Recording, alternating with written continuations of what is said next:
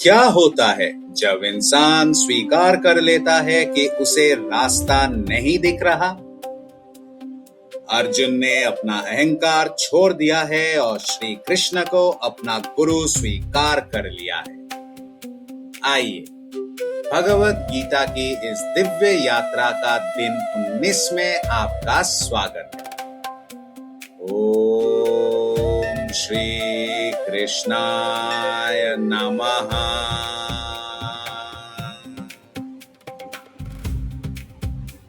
भ्रम का ये क्षण अब ज्ञान के द्वार में बदलने वाला है। आज से श्री कृष्ण अपने दिव्य उपदेशों की शुरुआत करते हैं, जो केवल अर्जुन ही नहीं बल्कि पूरी मानवता के लिए मार्गदर्शक बनेंगे। इन 3 श्लोकों में हमें समझ आएगा कि सच्चा ज्ञान वही शुरू होता है जहां अहंकार समाप्त होता है। यदि आप इस गीता यात्रा का आनंद ले रहे हैं तो कृपया लाइक, शेयर और सब्सक्राइब जरूर करें। कमेंट में लिखें जय श्री कृष्णा। आइए इस दिव्य ज्ञान को अधिक से अधिक लोगों तक पहुंचाएं। क्या एक मुस्कान किसी का जीवन बदल सकती है? संजय युद्ध भूमि के एक अत्यंत महत्वपूर्ण क्षण का वर्णन करते हैं। अर्जुन शोक से व्याकुल है, उनका मन भ्रमित है। तभी श्री कृष्ण उन्हें देखते हैं और एक मधुर मुस्कान के साथ बोलना प्रारंभ करते हैं।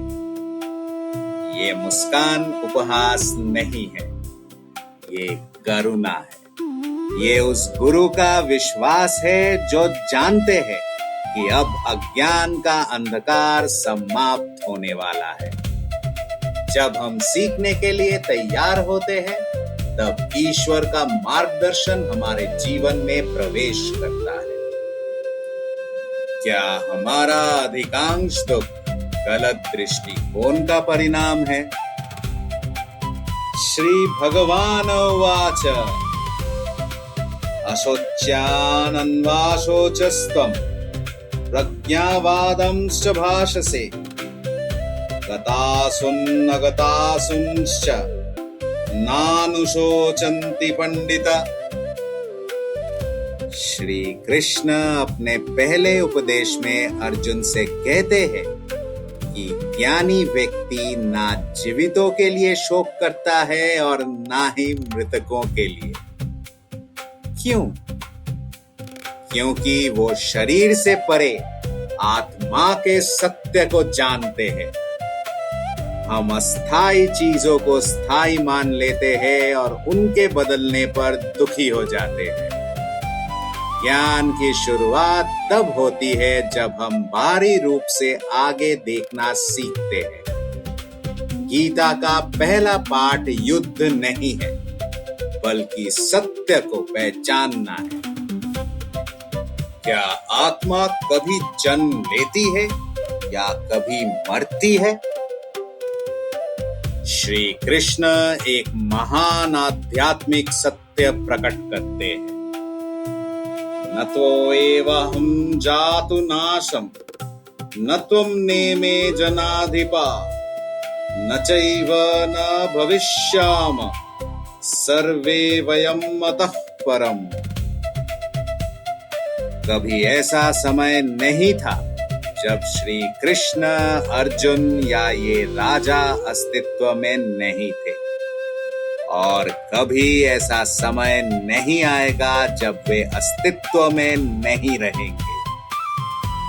शरीर बदलता है, आत्मा बनी रहती है।